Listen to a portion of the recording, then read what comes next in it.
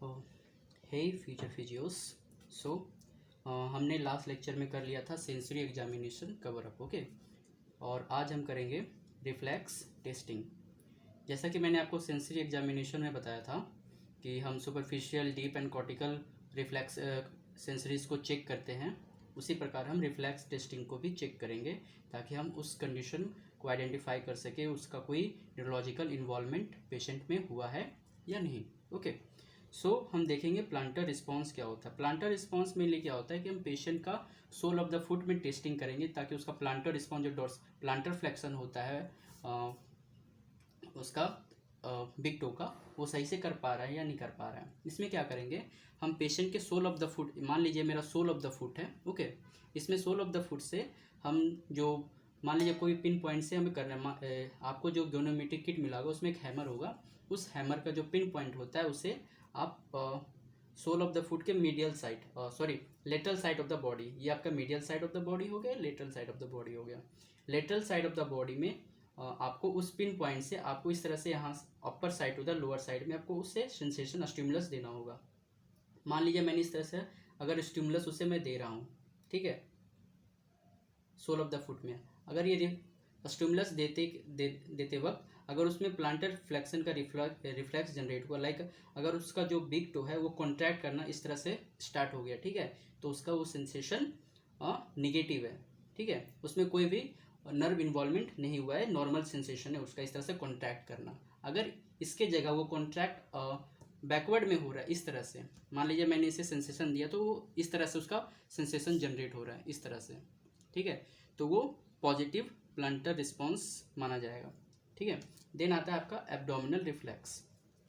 Abdominal reflex में क्या होगा, एब्डोमन पे, ये आपका एब्डोमन है, ओके, इसके पैटर्न में लाइक जिगजैग पैटर्न हो गया, क्रॉस हो गया, इस तरह से हम उसे स्टिमुलस देंगे, ठीक है। अगर स्टिमुलस देने के बाद उसमें कोई भी रिफ्लेक्स जनरेट होता है, लाइक उसका अम्बिलिकल अपर पार्ट या लोअर पार्ट में मूव करता है, देन उसका ये रिफ्लेक्स पॉजिटिव होगा। ओके, देन आता है मोटर एग्जामिनेशन। मोटर एग्जामिनेशन में मेनली हम टोन चेक करते हैं मसल का, लाइक उसका हाइपरटोनिसिटी है या हाइपोटोनिसिटी है। अगर मसल का टोन इंक्रीज होगा तो उसे हाइपरटोनिसिटी बोलेंगे या हाइपर रिफ्लेक्सिया बोलेंगे।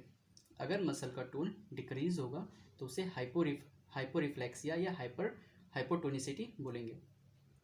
हाइपरटोनिसिटी को स्पास्टिसिटी भी बोलते हैं और हाइपोटोनिसिटी को फ्लैसिडिटी भी बोलते हैं। स्पास्टिसिटी में मेनली क्या होता है, मैंने आपको बताया कि टोन इंक्रीज हो जाता है मसल का, ओके, टेंशन आ जाता है मसल में।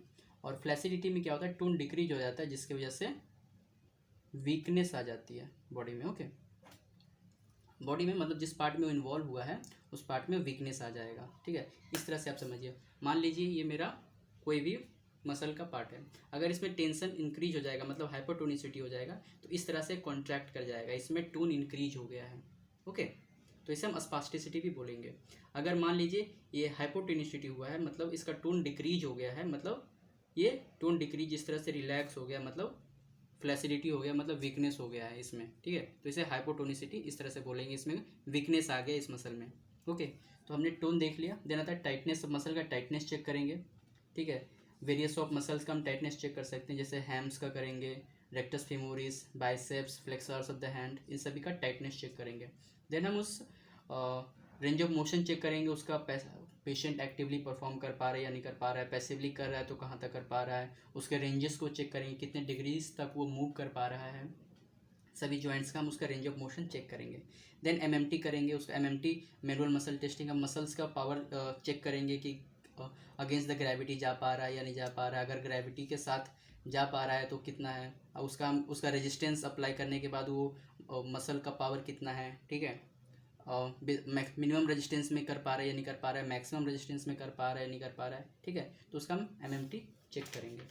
ओके, सो इसके बाद हम चेक करेंगे उसका कोऑर्डिनेशन। सो वो पेशेंट अपना coordination and balance and coordination बना पा रहा है या नहीं बना पा रहा है, ठीक है। मान लीजिए किसी पेशेंट का अगर न्यूरोलॉजिकल इन्वॉल्वमेंट हुआ है, ओके, तो वो अपना बैलेंस बनाने में उसे प्रॉब्लम होगी, तो इसके लिए हम एक रूम्बर टेस्ट करेंगे, Berg balance test, get up and go test, और एक टेस्ट होता है इक्विलिब्रियम टेस्ट। तो रूम्बर टेस्ट में क्या होता है कि पेशेंट को स्टैंडिंग पोजीशन में रखेंगे और न्यूट्रल पोजीशन में इस तरह से, मान लीजिए दोनों पैरों को एक साथ इस तरह से न्यूट्रल पोजीशन में खड़ा कर देंगे दोनों पैरों को एक साथ में, मतलब न्यूट्रल पोजीशन इस तरह से। और उसे बोलेंगे स्टैंडिंग पोजीशन में आंखें बंद करके खड़े रहने के लिए अप टू 30 to 40 सेकेंड तक। अगर वो पेशेंट नॉर्मल है तो उसे कोई दिक्कत नहीं होगी, तो मतलब आसानी से वो खड़ा रह लेगा।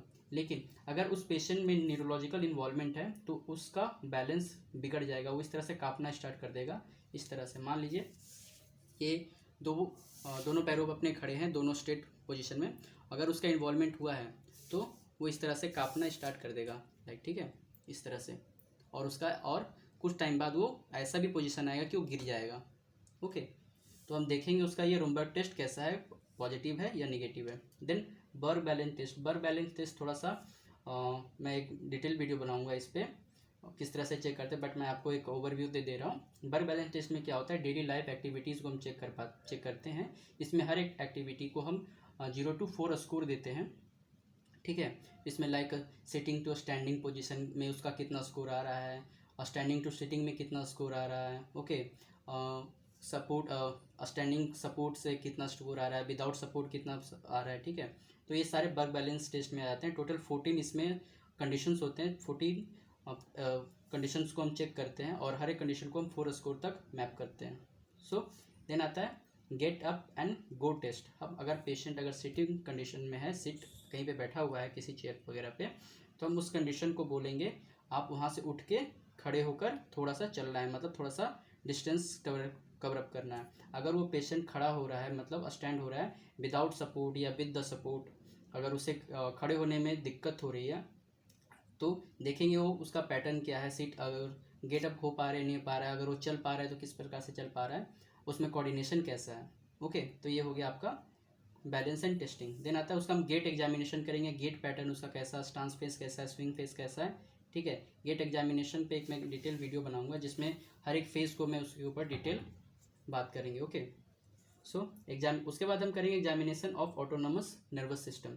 इसमें क्या होता है कि हम उसका स्वेट फंक्शन को चेक करेंगे। स्वेट फंक्शन में क्या होगा, अगर किसी पेशेंट का इन्वॉल्वमेंट है, न्यूरोलॉजिकल इन्वॉल्वमेंट है, तो उसका स्वेट फंक्शन काम नहीं करेगा, मतलब उसे पसीना नहीं आएगा।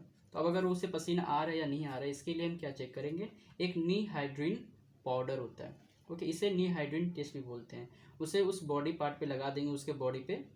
अगर उसे स्वेट आएगा, उसे पसीना आएगा, तो उसका कलर चेंज हो जाएगा और हमें पता चल जाएगा इस पेशेंट को स्वेट आ रहा है, ओके। अगर नहीं आ रहा है तो भी पता चल जाएगा अगर उसका कलर चेंज नहीं होगा। सो ये हमने examination of autonomous nervous system कर लिया। देन आते हैं हम रेडियोलॉजिकल फाइंडिंग में। रेडियोलॉजिकल फाइंडिंग में हम क्या क्या करते हैं, अगर न्यूरोलॉजिकल कंडीशन को पता करना है, एमआरआई करते हैं। एमआरआई में क्या होता है कि आपका ब्रेन के हर एक सेक्शन का फोटो आता है, हर एक क्रॉस सेक्शन का, स्पाइनल कॉर्ड का इमेजेस लिए जाते हैं। उसके अकॉर्डिंग हम उस फाइंडिंग को जज करते हैं इस पेशेंट को क्या प्रॉब्लम हुई है। सीटी स्कैन करेंगे, एनसीवी करेंगे, NCV means nerve conduction velocity. Then x ray उसका करेंगे हम, ठीक है। ये तो सारे हमारे एग्जामिनेशंस के पार्ट हो गए। अब इन सब करने के बाद हम पेशेंट को एक ओवरऑल हमें आइडिया मिल जाता है कि उस पेशेंट को एग्जैक्ट क्या हुआ है, और उसी के अकॉर्डिंग हम अपना ट्रीटमेंट प्लान सेट करते हैं, ओके। सो ट्रीटमेंट प्लान में क्या होता है, हम ट्रीटमेंट प्लान हम शॉर्ट टर्म गोल से स्टार्ट करेंगे, फिर long term goal. Short term में हम पेशेंट को देखेंगे, अगर पेशेंट बहुत पेनफुल कंडीशन में आया है तो हम ज़्यादा से ज़्यादा अगर उसका पेन को रिलैक्स करने पे फोकस करेंगे, ओके। अगर उसका पेन रिलैक्स हो गया है देन हम अपना ट्रीटमेंट प्लान स्टार्ट करेंगे। अगर पेशेंट बहुत पेनफुल कंडीशन में आया है तो उसे हम ज़्यादा ऐसा ट्रीटमेंट नहीं देंगे ताकि उसका पेन और इंक्रीज़ हो जाए, ठीक है। और इसके ऊपर ट्रीटमेंट प्लान के ऊपर हम डिटेल में बात करेंगे कभी, बिकॉज ये थोड़ा सा बहुत कॉम्प्लिकेटेड है। अगर कोई भी प्लान अगर सेट करते हैं किसी भी कंडीशन का तो उस पर हम डिटेल चर्चा करेंगे।